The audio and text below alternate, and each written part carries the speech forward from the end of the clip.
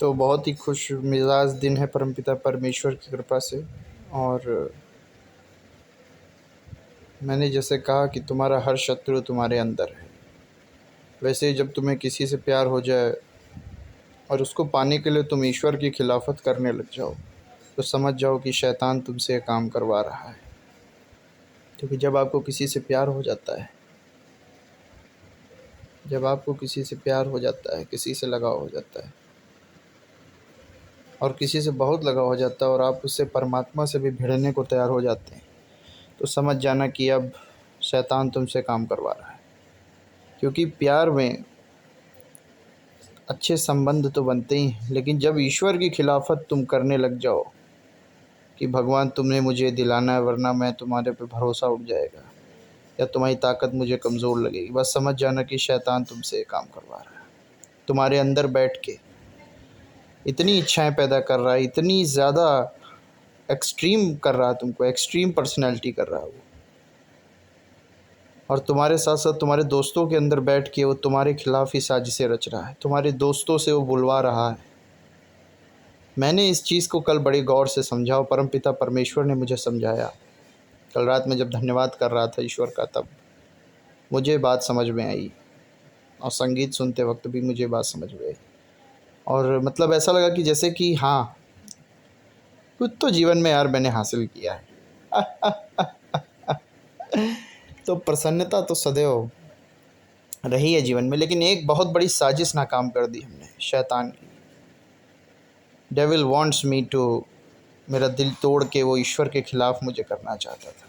उसने इतना आकर्षण कर दिया, साधारण सी चीज़ें मेरे लिए असाधारण हो गई थी, और असाधारण सी चीज़ें मेरे लिए साधारण सी लगने लगी। इस प्रकार से सोच को परिवर्तित करता है। और उसके बाद उसने मेरे कई दोस्तों से मेरे ही खिलाफ बातें बुलवाई। लेकिन मैं भी तो परमपिता परमेश्वर का पुत्र हूँ, उनकी हाथ मेरे सर पे है। और जब जब ईश्वर का हाथ सर पे हो तो संसार की कोई ताकत, अरे भाई ईश्वर से बढ़ के कौन सी ताकत है। वही ब्रह्मांड के रचयिता हैं, सर्वशक्तिमान है। उनका हाथ जब तक जिसके सर पे रहता है उसका कोई बाल भी बांका नहीं कर सकता, चाहे कितना बड़ा शैतान। शैतान क्या है, भगवान के आगे शैतान का अस्तित्व तो ऐसा है जैसे कि एक शेर के पैर के नीचे एक चींटी। तो इसलिए मैं परमपिता परमेश्वर का बहुत बहुत धन्यवाद करता हूँ। और बात रही मृत्यु की, तो मृत्यु के बाद तो मुझे परमेश्वर से मिलना ही है। उस ईश्वरीय शक्ति से जिसने मुझे पैदा किया, वही मुझे मृत्यु के बाद भी मिलेगी। बिल्कुल, ना तो मैं कभी था और ना मैं कभी रहूँगा। तो इसीलिए बात रही मृत्यु की, तो शैतान हो सकता है फिर वहीं आकर्षण पैदा कर दे, फिर वहीं अट्रैक्शन, फिर वहीं एक्सट्रीम पर्सनालिटी कर दे तुम्हारी। याद रखना, कभी भी जब तुम एक्सट्रीम हो गए तब तक समझ जाना कि शैतान हावी हो रहा है। जब जब तुम एक्सट्रीम जाओ, चाहे लव में हो, चाहे मतलब नाम कमाने की बात हो, या फिर सत्ता पाने की बात हो, या प्यार की बात हो, जब भी तुम एक्सट्रीम जाओगे तब समझ जाना शैतान तुम पे हावी हो रहा है। क्योंकि भगवान सबको मध्यम मार्ग पे रखते हैं। जो बुद्ध ने कहा, हाँ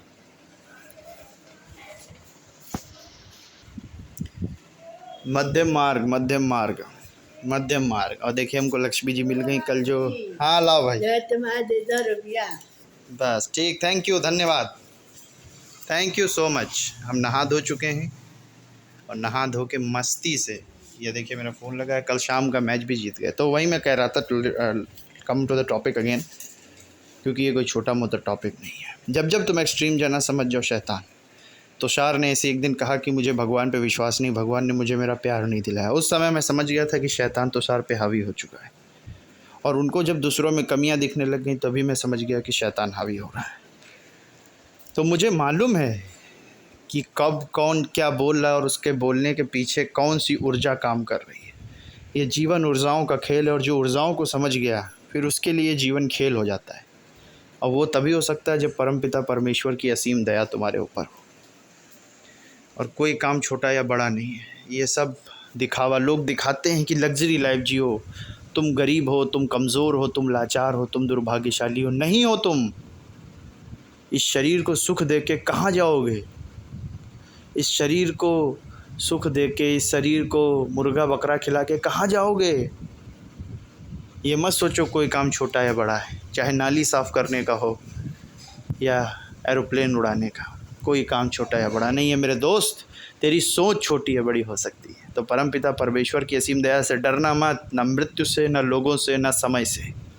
परिस्थितियाँ कितनी भी विपरीत आ जाएं, और जिसका मृत्यु आएगी तो परमात्मा की इच्छा से आएगी, और परमात्मा की जो इच्छा है उसे मान लेने में ही परमानंद है। और वैसे भी ईश्वर कभी किसी का बुरा नहीं चाहते। जब मनुष्य वृद्ध हो जाता है तो जैसे कपड़े बदलते हो वैसे देह भी बदलता है। और ये मैं इसलिए नहीं कहता हूँ कि कोई सांत्वना की बात है। अगर स्वर्ग नरक नहीं भी है मृत्यु के बाद तो भी शून्यता है, शून्यता का आनंद लो।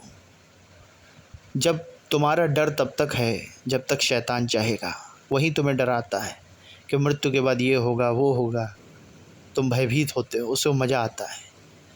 याद रखो मेरे दोस्त, हमेशा एक चीज़ याद रखो, मृत्यु के बाद कुछ भी हो सब अच्छा होता है, क्योंकि जन्म से पहले भी कुछ नहीं थे, मृत्यु के बाद भी कुछ नहीं रहो। डरता मन है, शरीर नहीं डरता है। मस्तिष्क में डर पैदा होता है। मैंने कहा ना, या तो पूर्ण ज्ञानी बन जाओ या ज्ञानी ना बनो। 2 साल का बच्चा कभी डरता है मृत्यु से? 20 साल का लड़का डरता है, लेकिन जब वही बुद्ध पुरुष बन जाता तो उसका भय खत्म हो जाता है। मैंने कहा ना, या तो पूर्ण अज्ञानी बन जाओ तो डर खत्म हो जाएगा, या पूर्ण ज्ञानी बन जाओ तो डर खत्म हो जाएगा। और बात रही समाज के ताने की या ये सब तो छोटी चीज़ें हैं। वो शैतान ही उनके मुंह से बुलवा रहा है तुम्हें हतोत्साहित करने के लिए बार बार, कि तुम हतोत्साहित हो, तुम रो, तुम गिड़गिड़ाओ, तुम दुखी हो। इसलिए अगर तुम समझ गए हो कि किसी के मुंह से शैतान बोलता है तो उसकी बातों को या तो तुम दिल पे ना लो, समझ के समझो, और या तो उससे दूर हो जाओ। 2 उपाय हैं। अगर तुम उसकी बात को दिल पे ले रहे हो बार बार तो दूर होने में बेहतरी है। तो मैं समझ चुका हूँ, मैं एक ज्योतिष का विद्यार्थी हूँ, इतिहास का भी विद्यार्थी हूँ, धर्मशास्त्रों का भी मैंने अध्ययन किया, और परमपिता परमेश्वर की दया और प्रकृति का भी मैंने काफ़ी अध्ययन किया। ईश्वर की इच्छा से खेल, राजनीति और विश्व यात्रा, हर क्षेत्र में मैंने कहीं ना कहीं अध्ययन किया है। चाहे फिल्म इंडस्ट्री हो, चाहे वो ज्ञान आज मेरे काम हर तरफ से आ रहा, और जीवन में भी बहुत आएगा। और परमपिता परमेश्वर की कृपा रही तो मैं जानता हूँ कि मुझे आगे क्या करना है। अब मैं डरता नहीं किसी भी मुसीबत से। कोई भी व्यक्ति सामने खड़ा हो, चाहे बड़ा छोटा, और परिस्थिति भी कोई हो, चाहे मैं रोड पे आ जाऊँ गरीबी के कारण, लेकिन मैं घबराऊँगा नहीं, मैं डरूँगा नहीं, क्योंकि मुझे मालूम है समाज की जो चाबी है वो मेरे हाथ में आ गई है। बस मुझे ये देखना है कि मेरे अंदर से कहीं शैतान ना हावी हो जाए मुझ पर। बाहर से तो कोई नहीं हो सकता क्योंकि ईश्वर की इच्छा हो गई, और अंदर से भी अब नहीं हो सकता क्योंकि परमेश्वर ने मुझे बचा लिया है।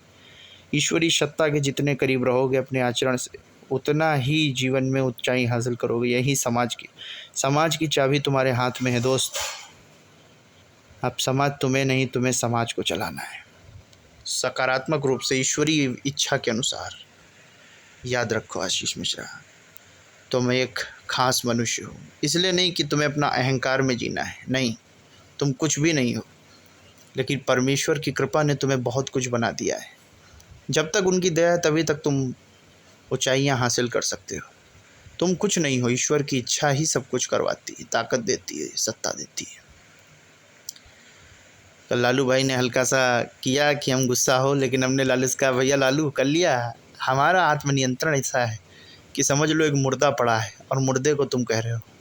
तो लालू भाई कहें हाँ भाई, तुम्हारे अंदर ये क्षमता है खाली, और कोई से हम इतना मजाक कर दे तो कोई भी गुस्सा हो जाएगा। पार्क से लेके कल वहाँ तक मस्ती लालू कर रहे थे। हमने कहा करे रहो, हमें कोई दिक्कत नहीं, तुम चाहे मैं गाली दो, चाहे कोई को भी, हमारे परिवार वालों को गाली दो, कोई अर्थ नहीं है।